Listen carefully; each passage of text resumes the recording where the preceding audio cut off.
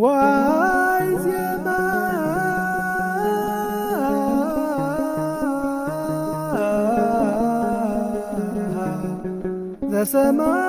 ዘሰማይ ኩበ ሰማይ ደጊመ ሰላም ናይ እግዚአብሔር ምስ ኩልኻትኩም ይኹን ደቂ እግዚአብሔር ዝዓበኹም ዝነኣስኩም በቢ ዘለኹምሞ ሰላም ናይ ክርስቶስ ይብዛሕልኩም ደሓን ዝኾኒኹም ከመይ ኣምሲኻትኩም ኣሜን።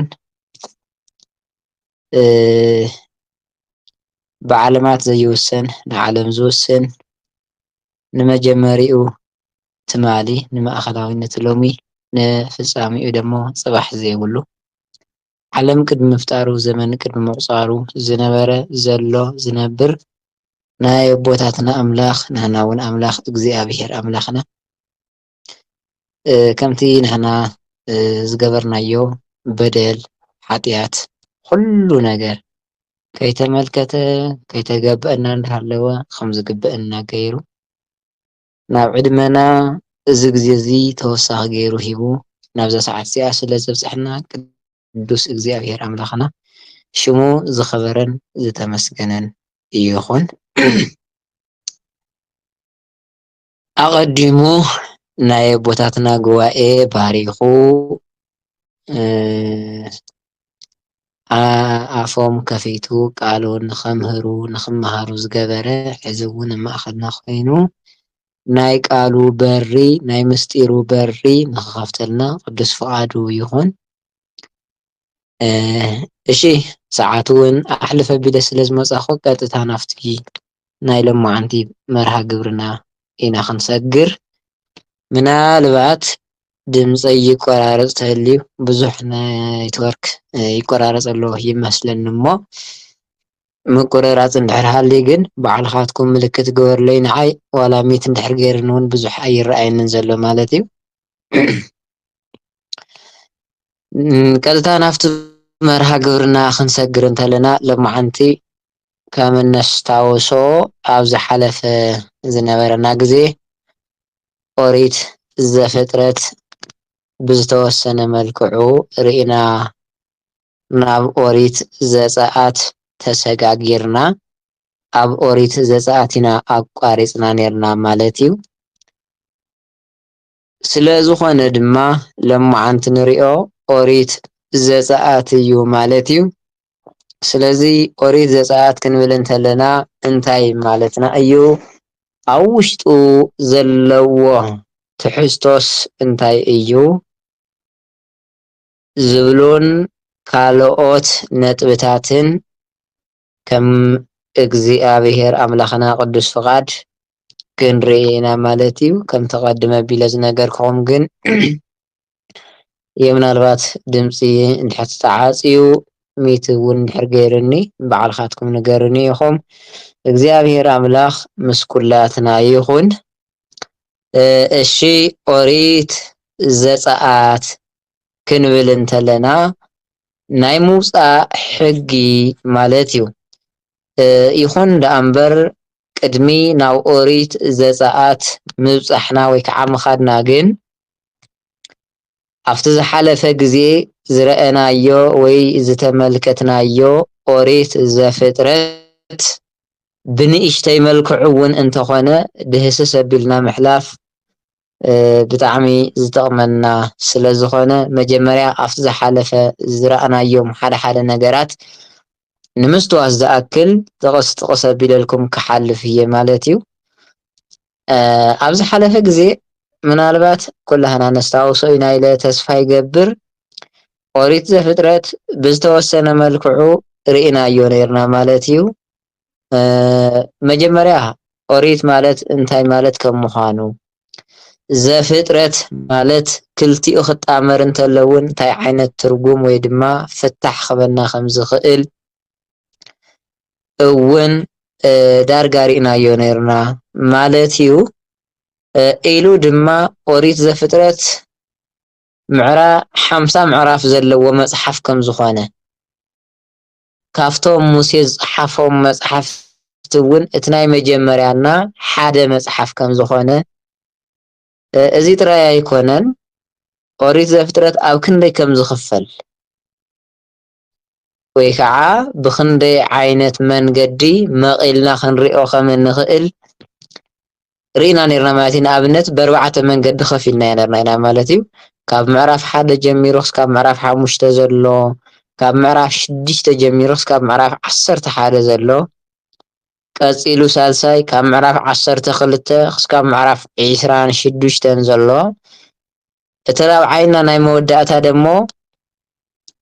ካብ 20 ማለት ካብ ምዕራፍ 27 ጀሚሩ ክሳብ ምዕራፍ 50 ዘሎ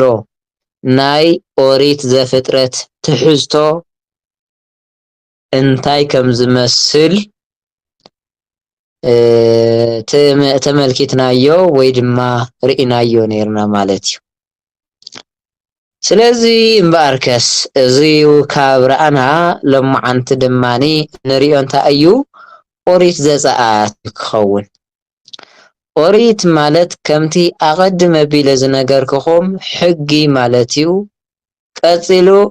ብርሃን ማለት እዩ። ኣብ ዝሓለፈ ግዜ ተስታውሱ ተኮንኩም ናይ ዳዊት መዝሙር ጠቂስና እውን ሕግኻ ንመንገደይ መብራህቲ ንእግረይ ድማ ብርሃን እዩ ዝብል ጥቕሲ እውን ንሱ ከቢልና ርኢናዮ ነርና ማለት እዩ። ኦሪት ማለት ሕጊ፣ ኦሪት ማለት ስርዓት፣ ኦሪት ማለት ብርሃን ማለት እዩ ማለት እዩ። ስለዚ ዘፀአት ክንብል ከለና ደሞ ምውፃእ ማለት እዩ። ብትግርኛ ክፍታሕ እንተሎ ዘፀአት ማለት ወይ ደሞ ዘፀአት ዘ ተወሲኽዎ እምበር ፀአት ንይኑ ምውፃእ ማለት እዩ። ምውፃእ ስለዚ ክድመር ወይ ከዓ ክልቲኦም ተጣሚሮም ክፅውዑ እንተለዉ ኦሪት ዘፀአት ክብል እንተሎ ብግእዙ ብትግርኛ ድማ ናይ ምውፃእ ሕጊ ማለት እዩ። ናይ ምውፃእ ስርዓት ማለት እዩ። እምበኣርከስ ናይ ምውፃእ ሕጊ ካብ ኮነ ትርጉሙ ምውፃእ መቸን ካብ ብዙሕ ነገር እዩ ዝውፃእ። ሰብ ካብ ዝተፈላለየ ነገር ክወፅእ ይኽእል እዩ። ኣብ ገዛ ነይሩ ናብ ደገ ክወፅእ ይኽእል እዩ። ኣብ ርሑቕ ቦታ ወይ ከዓ ዓዲ ነይሩ ንዓዱ ወይ ንገዝኡ ክወፅእ ወይ ምምፃእ ወይ ከዓ ክወፅእ ይኽእል እዩ። ማንም ሰብ ተኣሲሩ ዝነበረ ንባዕሉ ክወፅእ ወይ ከዓ ክፍታሕ ንብሎ ብካልእ ትርጉም ወይ ድማ ኣፀዋውዓ ክወፅእ ይኽእል እዩ ማለት እዩ። ካብ እስር ቤት ክወፅእ ይኽእል እዩ። ስለዚ ብሓፈሻ እንታይ ንምባል የደልየ ምውፃእ ዝብል ሃይለ ቃል ወይ ድማ ዓረፍተ ነገር ካብ ብዙሕ ነገር ንደቂ ሰባት ብፍላይ ኣብዚ ዓለም እዚ ክንነብር እንተለና ኣቲኻሎም ትቐሪ ነገራት የለውን። ኣቲኻ ኢኻ ትወፅእ ከይድካ ኢኻ ትምለስ እምበር ከይድካ ስቕ ኢልካ እትነብረሉ ኩነታት የለን። እዚ ኣብ መንግስቲ ኣምላኽ ዝፍፀም ነገር ግን ኣሎ እዩ። ምናልባት ደቂ ሰባት ኣብዚ ዓለም እዚ ዘለና ፃኒሕት ወዲእና ናብ ቤት እግዚኣብሄር ክንከይድ ወይ ድማ ናብ መንግስቲ ኣምላኽ ክንከይድ እንተለና እታ መንግስቲ ኣምላኽ ኣቲና ኣይንወፃን ኢና። ሓንሳእ ምስ ኣተና ካብኣ ምውፃእ ዝበሃል የለን። ሓንሳእ ምስ ዕረፍና ምድካም ዝበሃል ነገር የለን። እንታይ ንምባል የደልየ ምውፃእ ዝብል ሕጊ ኣብዚ ዓለም እዚ ጥራይ ዘገልግል ሕጊ እዩ። ምውፃእ ምምልላስ ዝብል ሕጊ ኣብዚ ሕዚ ዘለናዮ ግዙፍ ዓለም እዚ ዘገልግል ወይ ድማ ዝስረሐሉ ሕጊ ንጥቀመሉ ስርዓት እዩ እምበር ኣብቲ ካልኣይ ዓለም ከይድና ክንጥቀመሉ ኣይንኽእልን። እዚ ምውፃእ ምእታው ምምልላስ ዝበሃል ነገር። ስለዚ ምውፃእ ክንብል ተለና ካብ ምንታይ እዩ ኦሪት ዘፀአት ወይ ከዓ ናይ ምውፃእ ሕጊ ክንብል ተለና ደቂ ሰባት ካብ ምንታይ ምውፃእ እዩ እንድሕር ኢልና ምናልባት ኣብቲ ስክሪን እውን ከም ትሪእዎ ዘለኹም ዘፀአት ማለት ምውፃእ፣ ምምላስ፣ ምልቓቕ ብክፉእ ነገር ካብ ዝተተሓዝካዮ ነገር ምውፃእ ማለት እዩ። ከምዚ ዝብል ትርጉም ዘለዎ እንትኸውን ቀጥታ ግን ዘፀአት ዝብል ቃል ግን ትግርኛ ኣይኮነን ግእዝ እዩ ማለት ወይ ከዓ ናይ ግእዝ ቃል እዩ። ስለዚ ዘፀአት ተባሂሉ ዝፅዋዕ ድሕሪ 430 ዓመታት እስራኤል ካብ ግብፂ ዝወፅሉ እዋን ወይ ድማ ኩነታት ስለ ዘዘንቱ ስለ ዘዛረብ ስለ ዘረድእ ስለ ዝናገር እዚ መፅሓፍ እዚ ኦሪት ዘፀአት ተባሂሉ ይፅዋዕ ማለት እዩ። ናይ ምውፃእ ሕጊ። ስለዚ ኦሪት ዘፀአት ደግሞ ኣብ ውሽጡ 40 ምዕራፋት ኣለውዎ። እዞም 40 ምዕራፋት እዚኣቶም ነናይ ባዕሎም ትሕዝቶ ኣለዎም። ወይ ድማ ኣብ 4 ነገር ከፊልና ብ4 መንገዲ ከፊልና ከዓ ወይ ከዓ መቂልና ማለት እዩ ክንሪኦም ንኽእል ኢና ማለት እዩ። ቅድሚ ናፍቱ ምምቃል ምኻድና ግን እቲ ዘፀአት ማለት ከምቲ ኣቐድም ኣቢሉ ዝተባህለ እስራኤላውያን ዘስጋ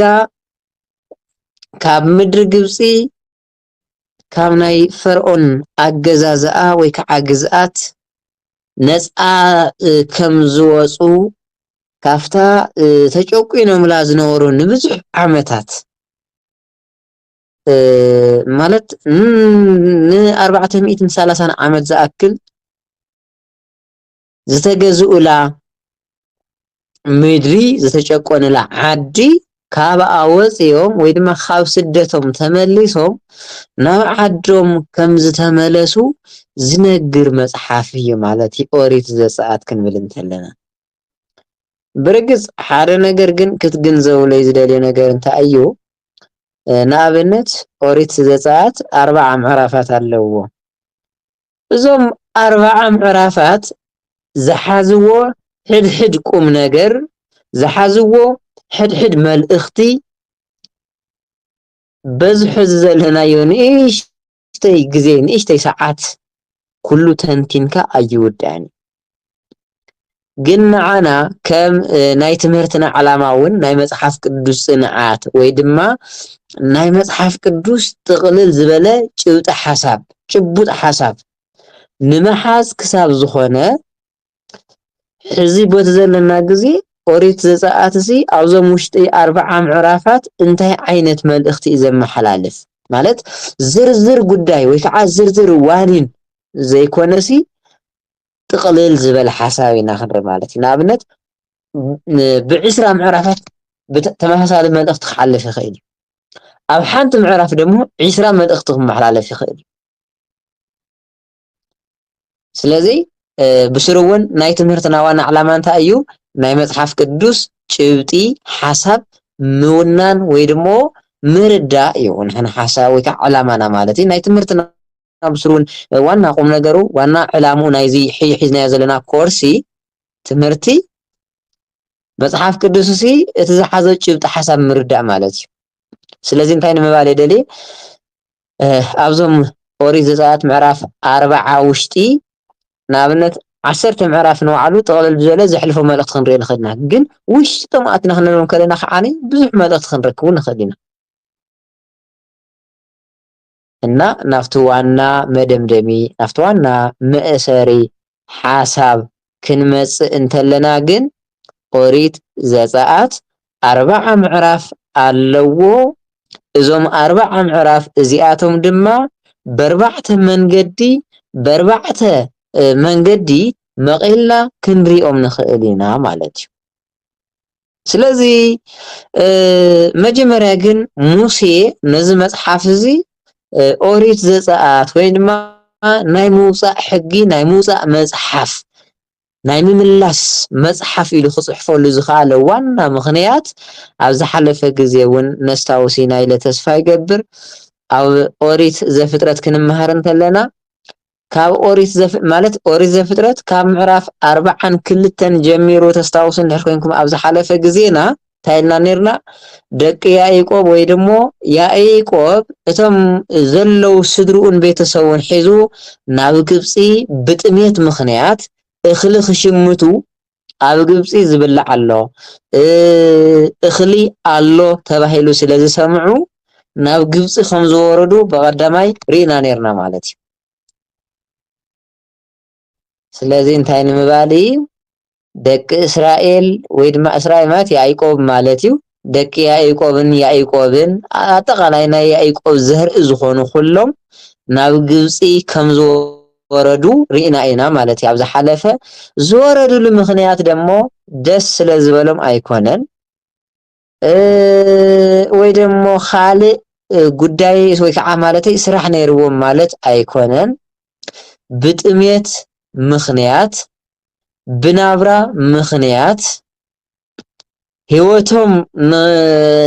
ማለት ካብቲ ዝነበርዎ ናይ ጥሜት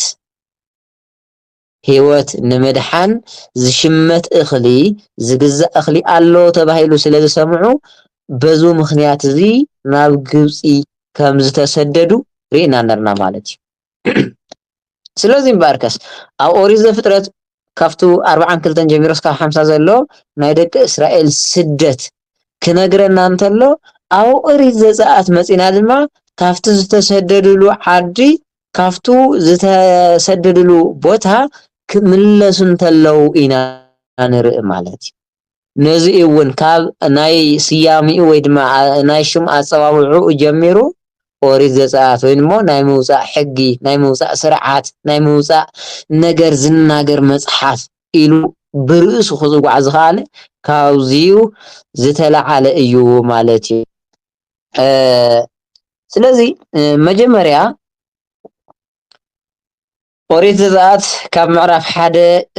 ክስካብ ምዕራፍ 4 ጀሚሩ ሙሴ ካብ ዝተወልደሉ እንደገና ንህዝቢ እስራኤል ሓራ ከውፅእ ክሳብ ወይ ከዓ ከም ዝተፀውዐ ኢና ንርኢ ማለት እዩ። እስራኤል ኣብ ግብፂ ንብዙሕ ዓመት ክነብሩ እንተለው ማለት ኣይኮነን ተሰዲድካ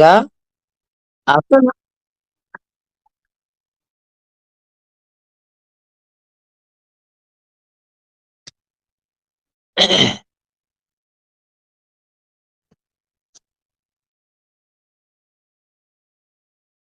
ድምፂ ይስማዕ ይኸውን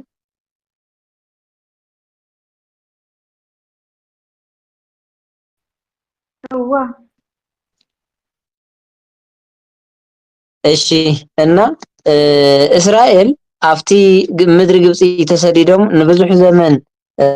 ክነብሩ ወይ ከዓ ኣብ ዝፀንሕሉ እዋን ብጣዕሚ ዘሰቅቕ ወይ ከዓ እንታይ ዝበሃል ዘስካሕክሕ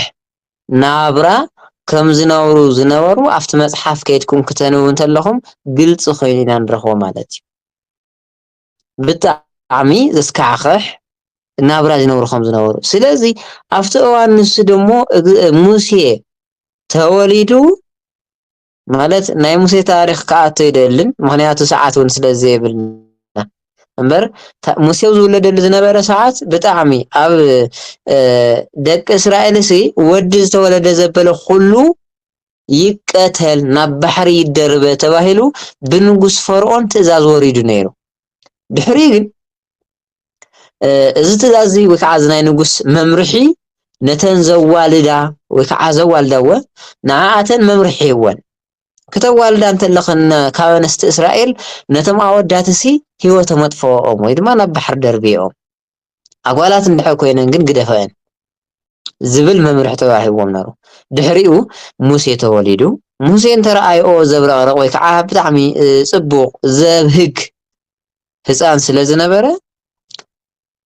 ክቐትልኦ ኣይከኣላን ነዚ ዝፈጠሮ ይቕተሎ ኢለን ናብ ወሰን ባሕሪ ወሲደን ሓቢአን ኣቐሚጠንኦ ማለት እዩ። ብድሕሪ ጓል ፈርዖን ወሲዳ ኣብ ገዝኣ ከም ዘዕበየቶ ኢና ንርኢ።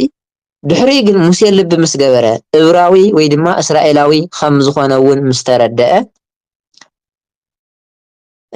ሙሴ ካብ ኣብ እንዳ ፈርዖን ከዓ ቤተ መንግስቲ ኮይነ ወዲ ፈርዖን ዝበሃል ምስ ህዝቢ መከራ ክቕበል ይሕሸኒ ኢሉ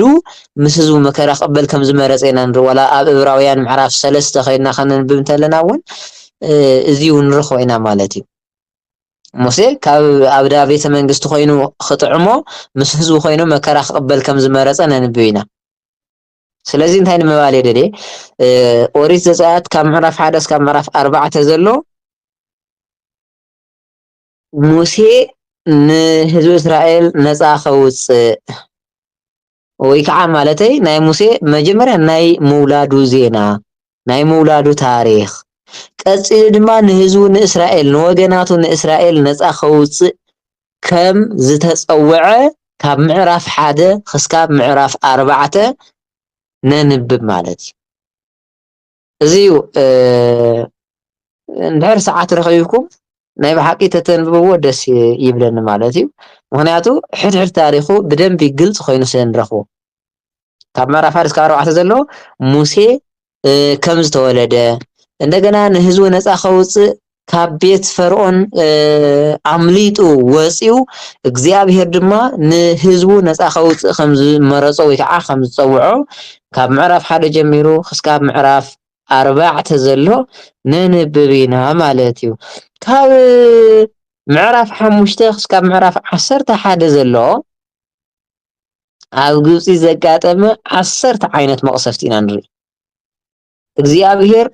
ንንጉስ ግብፂ ንፈርዖን ህዝበይ ልቐቕ ኣብ ዓዶም ወይ ከዓ ኣብ ቦትኦም ከይዶም ከምልኹኒ መስዋእቲ ክስውእ ለይሲ ንህዝበይ ልቐቕ እናበለ ብተደጋጋሚ ንነብይ ሙሴ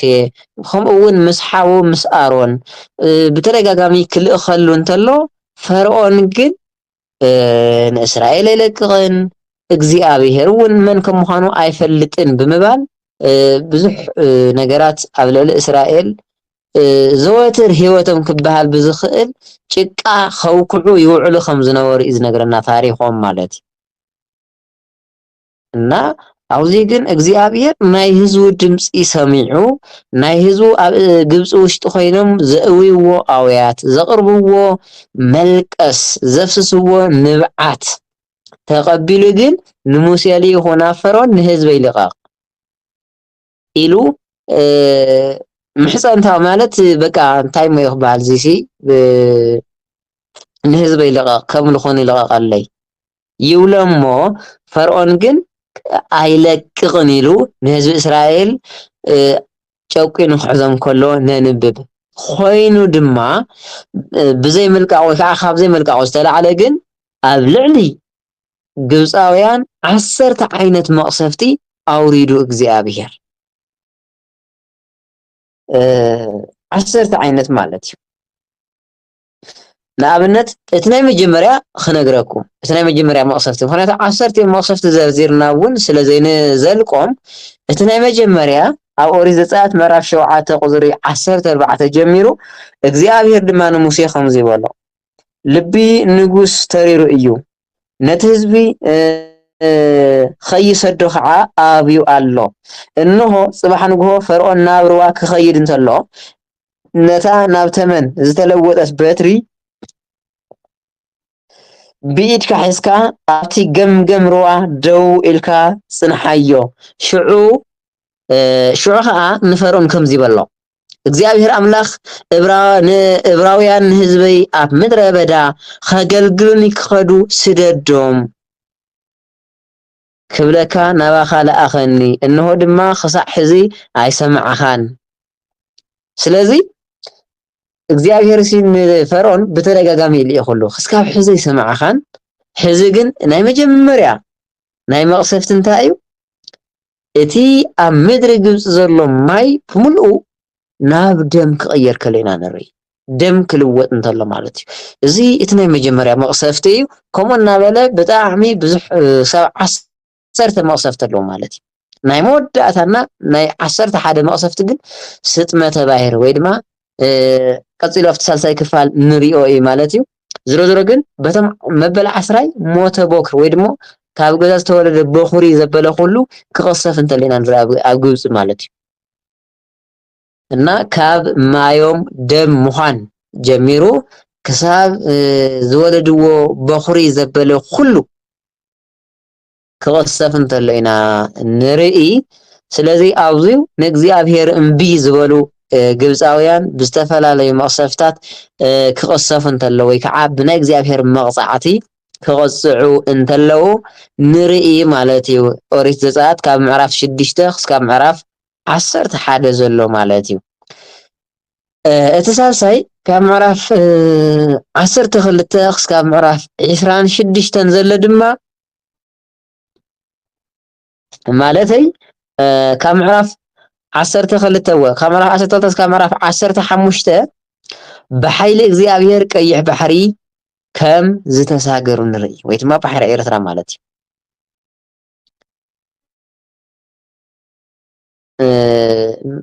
ማለት ሙሴ ነቲ ባሕሪ ብበትሩ ክነኽኦ እንተሎ እቲ ባሕሪ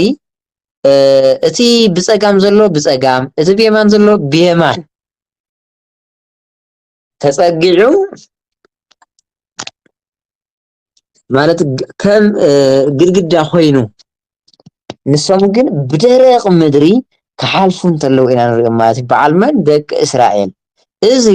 ብናይ ሙሴ ሓይሊ ዝተገብረ ተኣምር ዝተሰርሐ ተኣምር ኣይኮነን ኣብቲ ናይ ሙሴ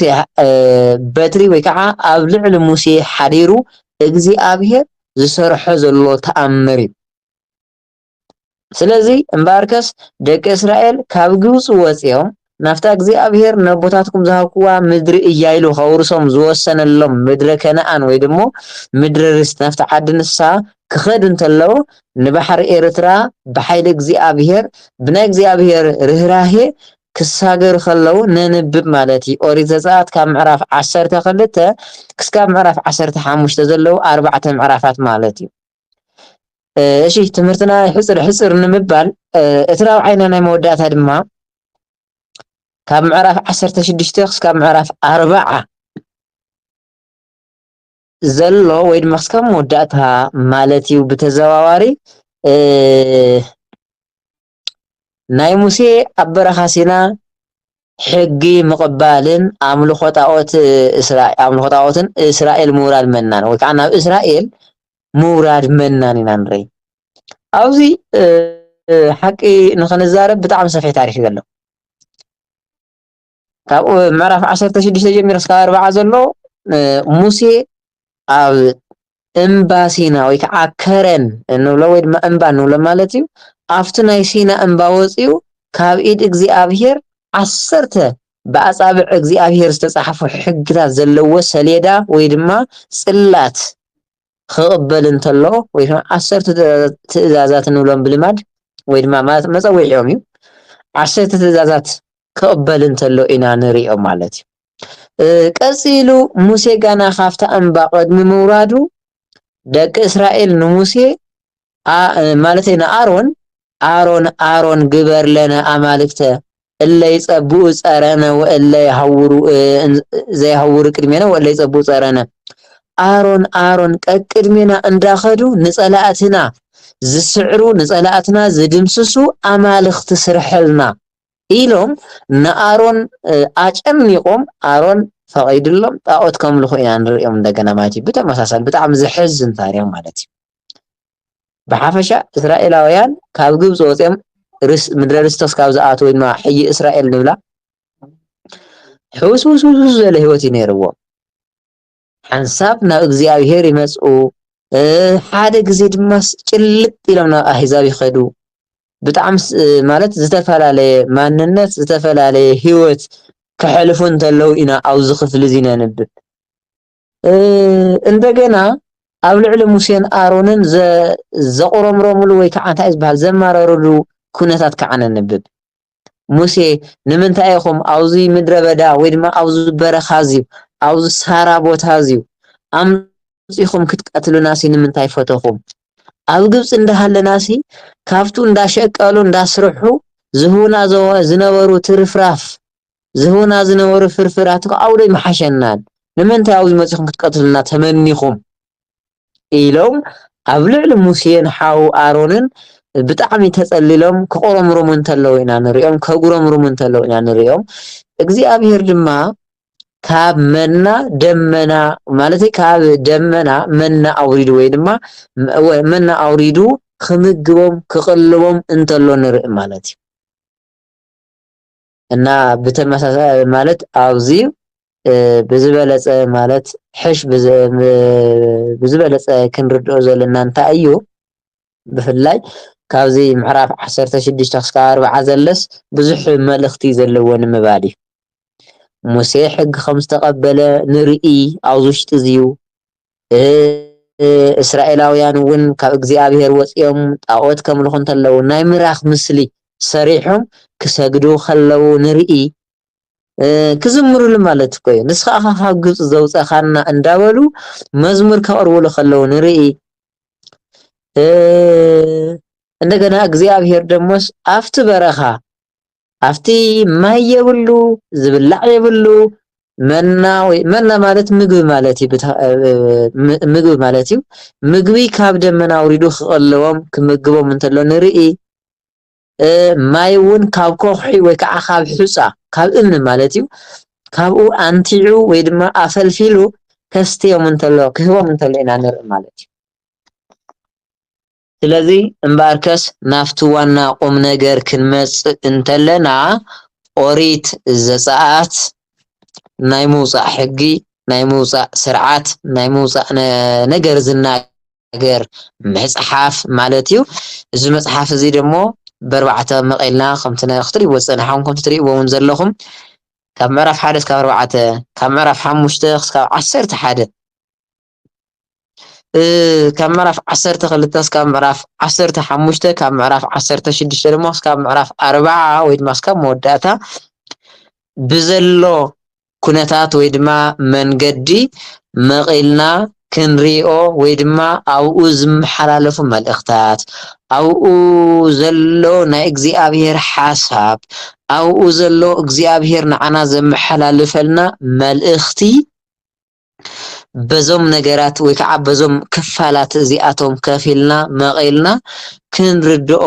ንኽእል ኢና ብቐሊሉ ማለት እዩ ምክንያቱ ኦሪት ዘጸአት ኣብ 4 ዝመቐልናሉ መንገዲ ከምቲ ዓንተወ ዝበልኩኹም ዋላ ኦሪት ዘጸአት ጥራይ ኣይኮነን ኦሪት ዘፍጥረት እውን ኣብ 4 ኢና መቒልናዮ ንቅድሚት ኣብ ኦሪት ዘሌዋውያን ክንርኢ ተለና እውን ኣብ 4 እዩ ተኸፊሉ ማለት እዩ እና ኣብ 4 ዝመቐልናዮ ምኽንያት ወይ ከዓ ዝተመቕለሉ ብብዙሕ ክምቀል ይኽእል እዩ ሰባት ኣብ 10 ክመቕልዎ ይኽእሉ እዮም ኦሪት ዘጸአት ምክንያቱ ከምቲ ዝነገርኩም ዝተፈላለየ ሓሳብ ስለ ዘለዎ ሕዚ ግን ኣብዚ እንታይ ኢና ክንርድኦ ዘለና ጭብጢ ሓሳብ ስሩዕ ዕላማና እውን ጭብጢ ሓሳቡ እንታይ ዝብል ንዝብል ቃል ንምርዳእ ስለ ዝኾነ ኣብዞም ክፋላት ኣብዞም ምቃላት እዚኣቶም እንታይ ዓይነት መልእኽቲ ኣሎ ጥቕልል ዝበለ እምበር ነነወይንቲ እንድሕሪእናዮ ከምቲ ዝበልኩኹም ንኣብነት ካብ ምዕራፍ 1 እስካብ ምዕራፍ 4 ዘሎ ብጣዕሚ ብዙሕ መልእኽቲ ዘለዎ ከም ተቐድመ ቢለ ዝበልክዎ ደቂ እስራኤል ብዝወለዱ ምኽንያት ብዝወለድዎ ቁፅሪ ደቆም ክቕተሉ ወይ ከዓ ክድርበዩ ከለው ሙሴ እውን ክንደይ ሽግር ከም ዘሕለፈ ኣባጊዕ ይሕሉ ከም ዝነበረ ናይ ዮቶር እግዚአብሔር ክጽውዖ ከሎ ንኣብነት ብኣምሳለ ነበልባል ወሃመልማል ንብሎ ብሃመልማልን ብነበልባልን ኣምሳል እግዚአብሔር ከም ዝተገልጸሉ ትንትነ ቢልና እንድሕሪእናዮ ብዙሕ መልእኽቲ ዘለዎ ማለት እዩ ነዚ እየ እውን እንድሕር ክኢልኩም ኣብ ዘለኩም ግዜ ምንባብ ተንለምድ ኣገዳሲ እዩ ንምባል እዩ ዝሮ ዝሮ ግን ኦሪት ዘጸአት ካፍቲ ብነዊሑ ብሓጺሩ ካፍቲ ብብዙሑ ብውሕዱ ነዙይ ይመስል ኣብ ዝቕፅል ግዜና እግዚአብሔር ኣምላኽ እንድሕር ፈቒዱልና እንድሕር ኣጽኒሑና ኦሪት ዘሌዋውያን ኢና ክንርኢ ኣብዚ ድማ እግዚአብሔር ስለ ስርዓተ ክህነት ስለ ናይ ክህነት ስርዓት ስለ ናይ መስዋዕቲ ስርዓት ብሓፈሻ ብፍላይ ኣብቲ ናይ ብሉይ ኪዳን ዝነበረ ሕጊ ደሞ ስለ ዝብልዑን ዘይብልዑን ነገራት እውን ኣለው ብጥቕል ብዝበለ ግን በቲ ዘሌዋውያን ዝብል ክንሪኦ ከለና ስለዚ ናይ ስርዓተ ክህነትን ስርዓተ ናይ መስዋዕቲ ኣቀራርባን ዝነግር ታሪክ ዝሓዘ መጽሓፍ እዩ ስለ ናይ ኦሪት ዘጸአት ግን ነዙ ክንሰምዖ ዝጸንሐና እዩ ዝመስል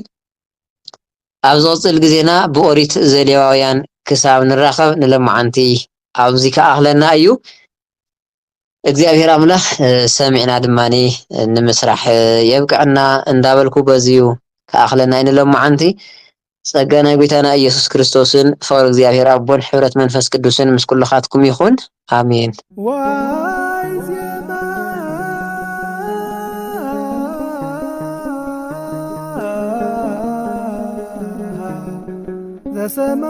ተሰማይኩ በሰማይ